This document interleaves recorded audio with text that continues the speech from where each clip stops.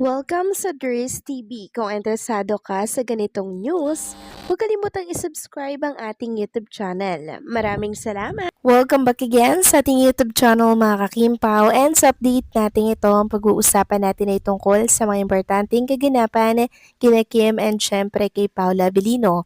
Pero bago po ang lahat, maraming salamat sa inyong patuloy na pag-support at pagsubaybay sa mga daily update natin. Kaya naman bilang pasasalamat, narito po ang ilang napili kong komento patungkol ito sa naging previous update. Unang komento mula po ito kay Ginang Annalyn Hiccup. Sabi niya, "Hay nako, tigilan nyo idikit Gerald kay Kim.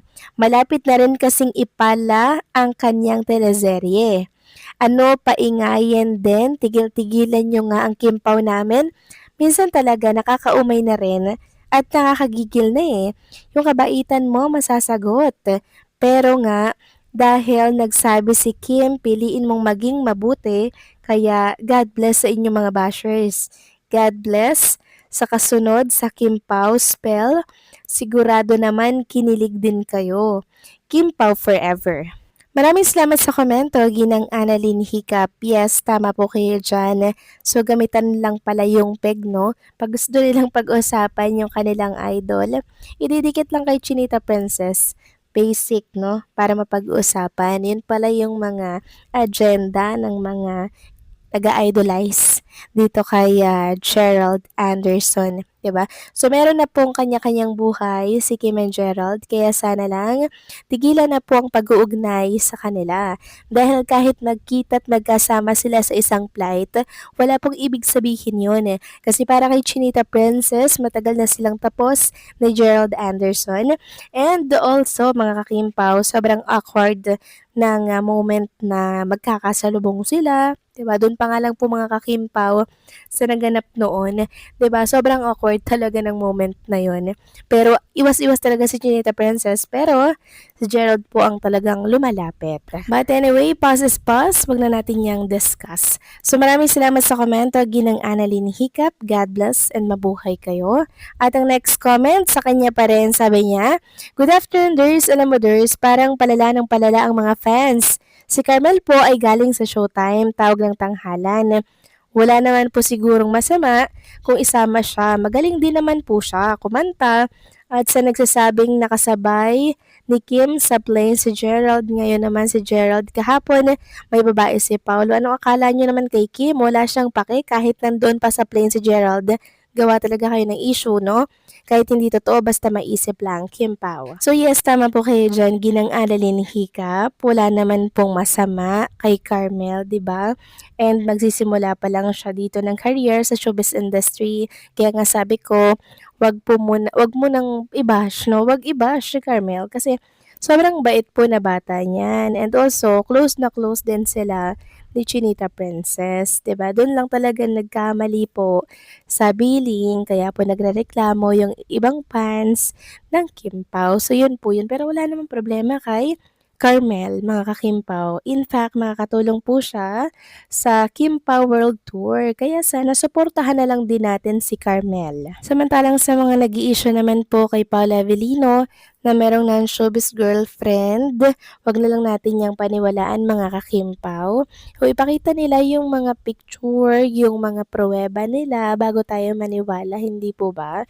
Kasi ang hirap ng maniwala ngayon. Kahit na may pruweba, iisipin natin na AI lang yan, 'di ba? So ito isang paninira lamang talaga sa tambalan ni Kim and Paolo dahil ang dami po nilang mga project ngayong 2026, 'di ba? Kaya ang gusto nila masira po si Kim and Paula Avellino sa masa. So maraming salamat sa komento, God bless po and mabuhay kayo. So eto na nga, pag-usapan na natin mga kakimpaw, mga topic na nakalap natin sa gabing ito. At unahin na nga nating pag-usapan itong naging performance po ni Chinita Princess for Julie's Bake Shop kanina. Dito po yan sa Cebu. So talagang dinumog na naman as usual si Chinita Princess, mga kakimpaw. Sobrang daming tao, maging sa taas, punong-puno din po mga kakimpaw, and talagang ang daming sumuporta na naman kay Chinita Princess. So wala talagang pahinga ang mga Kimpaw fans sa pagsuporta kay Chinita Princess. Lahat ng event pinupuntahan kahit malayo. Kaya thankful talaga ako sa mga fans club na lagi pong nakaalalay kay Kim, ganun din kay Paula Avellino.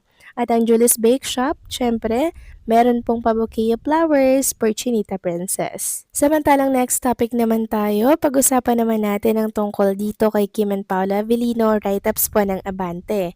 Ayon dito, Kim Pao di sasabak sa panagbenga.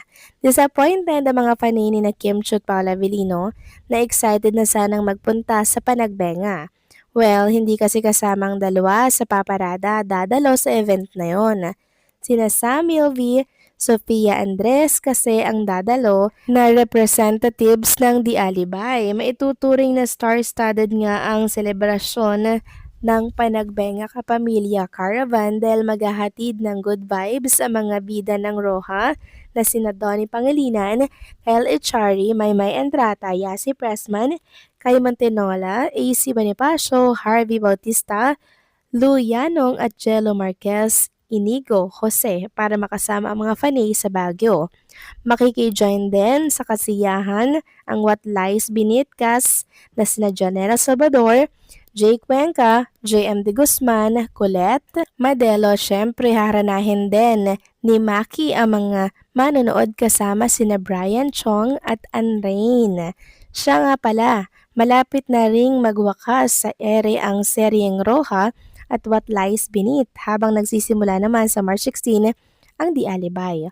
Wish naman ng mga fanay na sumalang sa mall show ang Kim Pao para sa promotion ng Di Alibay. So hindi po pala sasabak sa panagbenga si Kim and si Paolo Avellino dahil si Sophia Andres at Samuel B pala ang representative para po sa Di Alibay. Sayang, akala ko pa naman mga kakimpaw meron tayo nga abangan. But anyway, okay lang naman siguro yon kasi syempre busy rin si Kim and Paula Avellino mga Kimpaw sa kanilang mga pag-aayos ng para po yan sa Kimpaw World Tour and syempre sa pagpapromote nga po ng Di Alibay.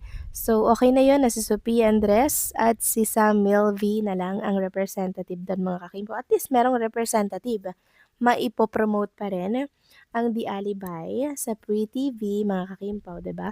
Kaya okay lang 'yun kasi masyado nang loaded si Kim and Paulo. Sabi nga ni Paulo, 'di ba, gusto niyang magpahinga, ayaw niyang ma-overwork kasi pag na-overwork, syempre nakakasawa din 'yun. Dapat may pahinga din paminsan-minsan, enjoy yung buhay, hindi panay trabaho lang, hindi po ba mga kakimpaw? Para naman ma-enjoy mo yung mga pinaghirapan mo, yung mga pinagpaguran mo. Kasi kung pagod lang ng pagod, walang enjoyment, nakakabagot nga naman yun. So, naiintindihan ko si Paula Avellino sa part na yun, 'di ba? Kaya abang-abang na lang tayo sa magiging promotion ni Kim and Paolo sa It's Showtime sa mga darating po na linggo. So, paano mga kakimpaw, hanggang dito na lamang po ang update natin. Maraming salamat sa patuloy na pagsuporta.